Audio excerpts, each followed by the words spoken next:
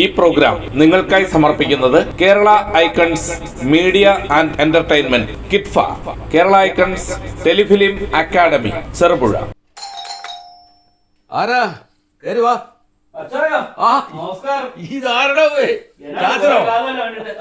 ഇരിക്കെ ആ ഇങ്ങനെ കുഴപ്പമില്ലാതെ പോകുന്നു. സുരേഷ് എന്തുവാണ് ഇത്? സുന്ദര എന്താന്ന് മനസ്സിലായില്ല. നീ അച്ചായന്റെ ഒപ്പം കയറി ഇരിക്കാനായോടാ? എന്നാ അച്ചായൻ ഇപ്പൊ അങ്ങനെ പറയുന്ന? അച്ചായന് ചെറ്റത്തരം കാണിക്കാമെങ്കിൽ എനിക്ക് ഇവിടെ കയറി ഇരിക്കാനുള്ള അധികാരമുണ്ട്. അത് കണ്ടൊക്കെ പേടിപ്പിച്ചിട്ടുണ്ട്. ഇപ്പൊ അച്ചായൻ പേടിക്കുവല്ല, അല്ല സുന്ദരം പേടിക്കുവല്ല. സുന്ദര, ഓ എന്താ പ്രശ്നം? സാവധാനം പറയാം, നമുക്ക് എല്ലാവർക്കും അറിയാമല്ലോ. രാത്രി 12 മണിക്ക് അച്ചായൻ എന്റെ കൊച്ചമ്മണിയുടെ മൊബൈലിലോട്ട് ലവ് ചിഹ്നം വാട്സപ്പിൽ അയച്ചേക്കുന്നു. ഈ അച്ചായൻ അതേപോലത്തെ ചെറ്റ വിളിക്കാൻ പോകുന്ന ഒരാളാണെന്ന് ഞാൻ ഇന്നുവരെ വിചാരിച്ചില്ല. പക്ഷെ ഇന്നലത്തെ കൊണ്ട് എനിക്ക് സംഭവം കത്തി. എന്നെ പോലെ സുരേഷ്, എനിക്ക് ഈ കോപ്പ് ഇത് എടുത്തിട്ട് എന്റെ മക്കൾ വിളിക്കാൻ അറിയാവുന്നില്ല, ആരെങ്കിലും വിളിക്കാൻ അറിയാവുന്നില്ലാണ്ട് ഇത് വാട്സപ്പ് ഏതാ ഫേസ്ബുക്ക് ഏതാ ഒന്നും എനിക്കറിയത്തില്ല. ഇത് എവിടെയോ എന്റെ കീശ കിടന്നോ, അവിടെ കീശയിൽ കിടന്നല്ലേ. ഞാൻ അങ്ങോട്ടും ഇങ്ങോട്ടൊക്കെ പോകുമ്പോ ഇത് എന്തോ ഒച്ചപ്പാടും ഇംഗ്ലീഷ് നോക്കി ഒച്ച കേൾക്കുന്നുണ്ടായിരുന്നു. ഞാനൊന്നും ശ്രദ്ധിച്ചില്ല. ചിലപ്പോൾ അത് ഓണാവും, ചിലപ്പോൾ ഓഫാവും, ഒക്കെ ചെയ്യുന്നുണ്ടായിരുന്നു. ഇതല്ലാതെ എനിക്ക് ഇതിനെപ്പറ്റി ഒരു ധാരണയില്ല. ഇവൻ എന്തോ ദുരുദ്ദേശത്തോടെ വന്നേക്കായിരുന്നു. സുന്ദര, ഒരു കാര്യം നിന്നോട് ഞാൻ പറയാം. നീ കാല് ഒടിഞ്ഞ് നിന്റെ വീട്ടിൽ കിടന്നപ്പം നിന്റെ കൊച്ചമണിയാണ് ഈ വീട്ടിൽ വന്ന് എനിക്ക് കാപ്പിയും ചായയെല്ലാം ഉണ്ടാക്കി തന്നത്. നീ കേക്കടാ, അന്ന് വേണമെങ്കിൽ നിന്റെ കൊച്ചമണിയുടെ വാട്സപ്പ് എനിക്ക് വേണേ കുത്തായിരുന്നു. ഞാൻ കുത്തോടാ. നിനക്ക് വേണ്ട എല്ലാ സഹായവും ഈ അച്ചായൻ ചെയ്തു തന്നിട്ടുണ്ട്, അറിയാവോ? നിന്റെ ഭാര്യ പനിയും പിടിച്ച് ഏക്കാൻ മേലാതെ കിടന്നപ്പം ആശുപത്രിയിലെ ബില്ല് ആരാടാ കൊടുത്തത്? നിനക്ക് വീട് വെക്കാൻ ആരാടാ പൈസ തന്നത്? ചാച്ചാ, ഇതൊക്കെ ചെയ്തു തന്നില്ല എന്ന് ഞാൻ പറയുന്നില്ല. പക്ഷെങ്കില് എന്റെ കൊച്ചമ്മണിക്ക് ഈ ലവ് ചിഹ്നം അച്ചായൻ അയച്ചത് എന്തിന്? ചെറ്റ വിളിക്കാൻ പോകുന്ന എന്റെ എന്റെ പൊന്നു സുരേഷ്, ഞാൻ പറഞ്ഞല്ലോ, എനിക്കിത് അറിയില്ല. എനിക്ക് ഇത്രയും കാലത്തെ പരിചയമുണ്ട് അച്ഛന്. അങ്ങനത്തെ ഒരു വൃത്തികളും കാണിക്കാത്ത ഒരു വ്യക്തിയാണ്. അങ്ങനെയാണ് പുള്ളിക്ക് രണ്ടാമത് വേണം കല്യാണം കഴിക്കാറ്. എന്റെ മൊബൈലിൽ കിട്ടിയത് എനിക്ക് ചോദിക്കണോ വേണ്ടോ സുരേഷ്? എന്തെങ്കിലും ഒരു തെറ്റിദ്ധാരണ വന്നിട്ടുണ്ടാവും. ചിലപ്പോൾ പുള്ളിക്ക് ഇതൊന്നും നോക്കാൻ അറിയത്തില്ല. ഇപ്പോഴത്തെ മൊബൈൽ അങ്ങനത്തെ മൊബൈലാ ഇപ്പോഴത്തെ. എന്റെ ഭാര്യ കൊച്ചമ്മണിയുടെ മൊബൈലിൽ വന്നത് തെളിവ് സഹിതം ചാച്ചനും സുരേഷിനും ഞാൻ കാണിച്ചു തരാം. അച്ചായന്റെ കയ്യിൽ നിന്ന് അറിയാതെ ഒരു മെസ്സേജ് വന്നു, അല്ലെങ്കിൽ ഒരു ലവ് ചിഹ്നം ആയിക്കോട്ടെ, എന്തോ നിർത്ത്, അങ്ങനെ ഒരു ഇത് വന്നു. അത് ഇത്ര വലിയ ഇഷ്യൂ ആക്കേണ്ട കാര്യമില്ല. അതിനെ എനിക്കാക്കണ്ട, എന്റെ ഭാര്യയുടെ മൊബൈലിലോട്ട് സമാധാനപരമായിട്ട് നമുക്ക് അങ്ങനെ തീർത്താം. അതിനോട് ചിന്തിക്കും. അല്ലാതെ സുന്ദരം വയലിലായിട്ടുള്ള കാര്യമുണ്ടോ? അച്ചായൻ പറഞ്ഞത് അമ്മണി അങ്ങോട്ട് അയച്ചെന്നാ പറയുന്നത്. ഒരു കാര്യം ചെയ്യാം. നിങ്ങൾ ഇത്രയും പറഞ്ഞ സ്ഥിതിക്ക് ഒരു കാര്യം ഞാൻ പറയാം. എനിക്ക് 1 ലക്ഷം രൂപ കിട്ടിയ സുന്ദര, 1 ലക്ഷം രൂപ നിനക്കാണോ അല്ലേ? സുരേഷേ, ഞാൻ ഇവിടെ ഒരു സുഹൃത്തുണ്ട്, കോൺട്രാക്ടർ. ഞാൻ പുള്ളിയെ വിളിക്കാം. പുള്ളിയെ പറഞ്ഞെ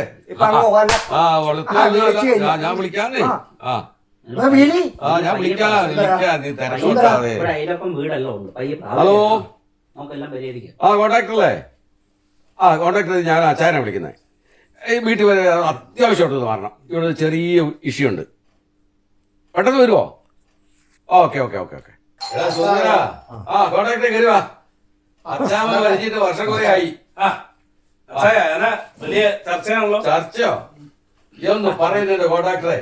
ഇവനെ ഇപ്പൊ 1 ലക്ഷം രൂപ വേണം പോലും. സുന്ദരന് അവന്റെ ഭാര്യ അമ്മണിയുടെ വാട്സാപ്പിൽ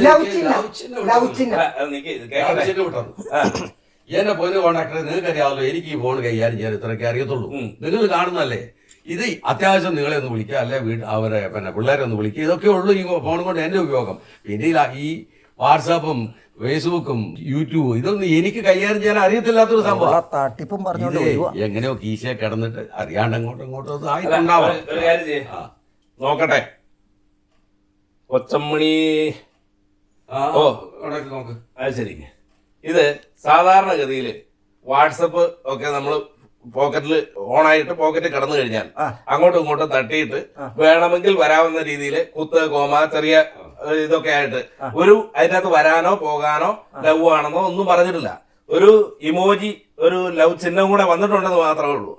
അതൊക്കെ സ്വാഭാവികമായിട്ട് സംഭവിക്കാവുന്ന കാര്യമാണ്. ചിലപ്പോൾ ഫേസ്ബുക്കിന്റെ അടിയിലൊക്കെ പിള്ളേരെടുത്ത് തോണ്ടിയതുപോലെയും അക്ഷരങ്ങളും വാക്കുകളൊന്നും വ്യക്തമല്ലാത്ത പല സാധനങ്ങളും വരാറുണ്ട്. അതൊക്കെ അബദ്ധം പറ്റി ചിലപ്പോൾ പോകലിട്ടാ വരാവുന്നതാ. ഇപ്പൊ സുന്ദരന്റെ പ്രശ്നം എന്താണ്? എന്താ 1 ലക്ഷം രൂപ വരുന്ന സമയത്ത് കേട്ടത് ഇതിനാ ഒരു ലവ് ചിഹ്നത്തിന് 1 ലക്ഷം രൂപ നഷ്ടപരിഹാരോ? അല്ല, ഞാൻ ഒരു കാര്യം ചോദിക്കട്ടെ, നമ്മൾ ഒരുമിച്ചാണല്ലോ ഈ പറഞ്ഞ ഇരിട്ടിയിലെല്ലാം പോയിട്ട് ഫ്രിഡ്ജ്, വാഷിംഗ് മെഷീൻ, TV, കോപ്പ്, കുടച്ചക്രം എല്ലാം അച്ചായന്റെ സ്വന്തം പൈസക്ക് കൊടുത്തു ഇല്ലേ? സ്ഥലവും വീടും. പിന്നെ എന്തിനാണ് എന്റെ സുന്ദര ഇങ്ങനത്തെ നിസ്സാര കാര്യം പറഞ്ഞ അച്ചായനെ ബ്ലാക്ക്മെയിൽ ചെയ്യുന്നത്? ഞാൻ ചോദിക്കട്ടെ, ബ്ലാക്ക്മെയിൽ ചെയ്തല്ല, ഇങ്ങനെ ചെറ്റ പൊളിക്കാൻ പോകുന്ന കൊറേ ഈ പ്രായം ചെന്ന കൊറേ ആൾക്കാരുണ്ട്. അതിലും ഈ അച്ചായം പെട്ടിട്ട് എന്റെ ഭാര്യയുടെ മൊബൈലിലേക്ക് വിളിച്ചല്ലോ എന്നുള്ള ഒരു സംശയത്തിന്. എന്റെ സുന്ദര, നീ 25 വർഷമായില്ലേ ഈ അച്ചായന്റെ കൂടെ നടക്കുന്നത് ഇല്ലേ? ഇയാളുടെ ഭാര്യ മരിച്ചിട്ട് 3-4 വർഷമായില്ലേ? ഇന്ന് വരെ നിന്നോട് പോലും എന്തെങ്കിലും ഒരു വേറൊരു സംവിധാനം ഉണ്ടാക്കുന്നതിനെ കുറിച്ചോ, രണ്ടാം കല്യാണം കഴിക്കുന്നതിനെ കുറിച്ചോ, വേറെ ആരോടെങ്കിലും മോശമായിട്ട് തെറ്റപ്പൊക്കാനോ അല്ലെങ്കിൽ വേറെ എന്തെങ്കിലും പരിപാടിക്ക് പോയതായിട്ട് നിനക്കറിയാവോ? ഇല്ല. മിനിങ്ങാന്ന് വരെയില്ല. ഇന്നലെ നിന്റെ അടുത്ത് ഈ ഒരു മെസ്സേജ്, ഈ ഒരു ലവ് ചിഹ്നം കണ്ടോ നിന്റെ ഭാര്യയിൽ അടി പോവോ? അപ്പൊ നിന്നെ കൊള്ളുകയാണെന്നല്ലേ അതിന്റെ അർത്ഥം? ആ ലവ് ചിഹ്നം വന്നു, ശരി, ലവ് ചിഹ്നം അച്ചായൻ അയച്ചു ഇല്ലേ, ഞാൻ അയച്ചു എന്നിരിക്കട്ടെ. അങ്ങനെ ഒരു ലവ് ചിഹ്നം കണ്ടാൽ അന്നേരം നിന്റെ ഭാര്യ അങ്ങ് ചാടി പോവോ? അപ്പം ഞാനിത് ചോദിച്ചില്ല, ഞാൻ ഒരാണല്ലാതെ ആയി പോലെ. എന്റെ ചങ്ങാതി, ഇത് അബദ്ധം പറ്റിയിട്ട് സംഭവിക്കാമെന്നുള്ള കാര്യം മലയാളത്തിൽ പറഞ്ഞ പോലെ തിരിഞ്ഞോ? അതിപ്പോഴല്ലേ മനസ്സിലാവുന്നത്? ഇപ്പോഴാണ് മനസ്സിലാകുന്നത്. നീ അതിന്റെ ഇടയ്ക്ക് 1 ലക്ഷം രൂപയൊക്കെ നഷ്ടപരിഹാരം ചോദിക്കുന്നത്. നിനക്ക് 1 ലക്ഷം രൂപ കിട്ടിയാൽ നിന്റെ ഈ പ്രശ്നം പരിഹരിക്കും. അന്നേരം നിനക്കിപ്പോ പൈസയുടെ അത്യാവശ്യമാണോ? വെള്ളം അടിക്കാനുള്ള പൈസയുടെ കാര്യമാണോ? എന്താണ്? അല്ല, എനിക്കറിയാൻ പറഞ്ഞിട്ട് ഇത് ചോദിക്കാനാണോ ഇവന്റെ കൂടെ ചാച്ചനും കൂടെ ഇങ്ങോട്ട്? നമുക്ക് എന്നാ സംഭവം അറിയത്തില്ല. ഞങ്ങളൊന്നും അറിഞ്ഞില്ല സാറേ. അത് ശരി.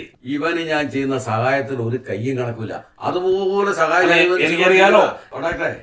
എന്റെ അച്ഛാമ്മ മരിച്ചിട്ട് ഇപ്പൊ വർഷം എത്രയായി. എന്നിട്ട് ഞാനൊരു പുനർവിവാഹത്തെ പറ്റി ഇന്ന് വരെ ചിന്തിച്ചിട്ടില്ല. അങ്ങനെയുള്ള കാര്യത്തെ പറ്റി ഞാൻ ആലോചിച്ചിട്ട് വരില്ല. എനിക്കിപ്പോ ഒരു പെണ്ണിനെ വേണമെങ്കിൽ ഇവൻ ഈ കൊച്ചമണി കിച്ചമണി ഒന്നും വേണ്ട. എന്റെ കയ്യിൽ ഇഷ്ടംപോലെ പണമുണ്ട്. ഞാൻ സിനിമ ഫീൽഡിൽ വർക്ക് ചെയ്യുന്ന ആളാ, ഒരു പണം പിടിക്കുന്ന ആളല്ലേ. എനിക്ക് ആ ഫീൽഡിൽ നിന്ന് അത്ര കഴിഞ്ഞ പ്രാവശ്യം മോള് വന്നപ്പോഴും തോമസ് ഊട്ടിയും ജോസൂട്ടിയും വന്നപ്പോഴും പറഞ്ഞു, ചാച്ചൻ അങ്ങനെ ഒരു താല്പര്യം ഉണ്ടെങ്കിൽ കോൺട്രാക്ടർ മുൻകൈ എടുത്ത് ഒരു കല്യാണം നടത്തി കൊടുക്കുമെന്ന് പറഞ്ഞു. ഞാൻ അന്നേരവും അച്ചായനോട് സംസാരിക്കുകയും എനിക്ക് അച്ചായന്റെ മനസ്സറിയാവുന്നതുകൊണ്ട് അച്ചായന് അങ്ങനെ ഒരു ചിന്തയോ മറ്റു കാര്യങ്ങളോ ഒന്നുമില്ല. ഇപ്പം എനിക്കൊരു സഹായത്തിന് ഇത്ര കഞ്ഞിയോ ചായയോ ഒക്കെ എടുത്തു തരാൻ സുന്ദരനുണ്ടല്ലോ എന്നാ പറഞ്ഞത്. ആ അച്ചായന് സുന്ദരനോട് കാണിക്കുന്ന ആ സ്നേഹത്തിന്റെ ഒരു 100 തിരിച്ചുണ്ടോ സുന്ദര? ഒരാഴ്ചയായില്ലല്ലോ നമ്മള് 19,000 രൂപയുടെ സാധനം ഇവര് മേടിച്ചു കൊടുത്തിട്ട്. കഴിഞ്ഞ ദിവസം കൂടെ ടിവിയും ഫ്രിഡ്ജും വാഷിംഗ് മെഷീനും അടക്കം ഇവര് മേടിച്ചു കൊടുത്ത 19,000 രൂപ. അത് പണിയെടുത്ത് തീർത്തോളാന്ന് പറഞ്ഞു. വേണ്ട, നിനക്ക് എന്റെ വക എന്ന് പറഞ്ഞിട്ട് കൊടുത്ത ആളാണ് അച്ചായൻ. അത് മനസ്സിലാക്കണം ചാച്ചാ. ഇതിനകത്തെ ഇവന്റെ പുറകിൽ ആരോ പണിയെടുത്തിട്ടുണ്ട്. ഇവൻ ആരോ കയറ്റി വിട്ടാ, തിരിമുറുക്കി കയറ്റി വിട്ടാന്ന് എന്റെ സംശയം. അതുകൊണ്ടാണ് ഞങ്ങളെ വിളിച്ചിട്ട് വന്നത്. ഇതൊന്നും ഒരു കാര്യം പറയുന്നില്ല. നിങ്ങളെ വിളിച്ചപ്പോ നിങ്ങൾ ചോദിക്കേണ്ട സംഭവം വരാൻ പറഞ്ഞു, ഞങ്ങള് വന്നു. അല്ല, അത് കുഴപ്പമില്ല. ഇപ്പൊ നിങ്ങൾ വന്നതിന് നിങ്ങൾ കാര്യം അറിയാതെ വന്നതാണല്ലോ. സുന്ദരനെ വല്ലാതെ അങ്ങ് വേർക്കുന്നുണ്ടല്ലോ. അബദ്ധമായി കാണിച്ച അബദ്ധമായി എന്ന് മനസ്സിലായോ? എത്ര വേണോടെ നിനക്ക്? അതെ, ഉണ്ടെങ്കിൽ എനിക്ക് കുപ്പി അടിക്കാം. അതെയോ? അത് ഞാൻ എന്നും തരുന്നല്ലടാ കാടയാടി മോനെ. ഇനി അച്ചായനിട്ട് പണിയാൻ വന്നേക്കുന്നില്ലേ? എനിക്ക് വളർന്നു. എന്നാ പിന്നെ ഒരു കാര്യം ചെയ്യേ, സുന്ദരം പോയിട്ട് വല്ല ചായ ഇട്ടിട്ട് വേണം ഇറങ്ങിയേക്കും. അതെ അതെ, കൊറേ കൂട്ടരുണ്ട്. അല്ല കുഴപ്പമില്ല. ഇത് ഇവിടെ കൊണ്ട് തീർന്നല്ലോ. പലപ്പോഴും ഇതുപോലെയുള്ള പ്രശ്നങ്ങൾ നമ്മൾ കാണാറുണ്ട്. പ്രശ്നങ്ങൾ വഷളാകാറുമുണ്ട്. സോഷ്യൽ മീഡിയ കൈകാര്യം ചെയ്യാൻ അറിയാത്ത, പലപ്പോഴും പ്രായം ചെന്നവർക്ക് പറ്റുന്ന ചില അബദ്ധങ്ങൾ. ഫോൺ ലോക്കാകാത്ത ഫോൺ പോക്കറ്റിലിട്ടാൽ അങ്ങോട്ടോ ഇങ്ങോട്ടോ നടക്കുന്ന സമയത്ത് വേണമെങ്കിലും അബദ്ധത്തിൽ ഇമോജികളോ മെസ്സേജുകളോ ആർക്കെങ്കിലും ഒക്കെ ഫോർവേഡായി പോയെന്ന് വരാം. ശ്രദ്ധിക്കേണ്ട കാര്യം, ഇത് കൈകാര്യം ചെയ്യാൻ അറിയാത്തവർ നെറ്റ് ഓഫാക്കിയിടുക. ഇങ്ങനെയുള്ളവർ ചെയ്ത കാര്യങ്ങളെ പർവ്വതീകരിക്കാതെ ആ കാര്യങ്ങൾ സത്യാവസ്ഥ മനസ്സിലാക്കി നമ്മളതിൽ പ്രതികരിക്കുക. ഇപ്പൊ സുന്ദരനെ പോലെ എല്ലാ കാര്യത്തിനും എപ്പോഴും സഹായിക്കുന്ന അച്ചായനോട് ലക്ഷക്കണക്കിന് രൂപ പറഞ്ഞ് വിലപേശുന്ന ഒരു സാഹചര്യമൊക്കെ വരുമ്പോൾ അത് പലപ്പോഴും വലിയ ബന്ധങ്ങൾക്ക് വിള്ളലും തകർച്ചയുമാണ് ഉണ്ടാക്കുന്നത്. സോഷ്യൽ മീഡിയ കൈകാര്യം ചെയ്യുന്നവർ ശ്രദ്ധിക്കേണ്ടതോടൊപ്പം തന്നെ അതിൽ വരുന്ന മെസ്സേജുകളുടെ നിജസ്ഥിതി മനസ്സിലാക്കാൻ മറ്റുള്ളവർക്കും ബാധ്യതയുണ്ട്. പുതിയൊരു സന്ദേശവുമായി വീണ്ടും കാണാം. ഈ പ്രോഗ്രാം നിങ്ങൾക്കായി സമർപ്പിക്കുന്നത് Kerala icons media and entertainment കിറ്റ്ഫ, Kerala icons telefilm academy Cherupuzha.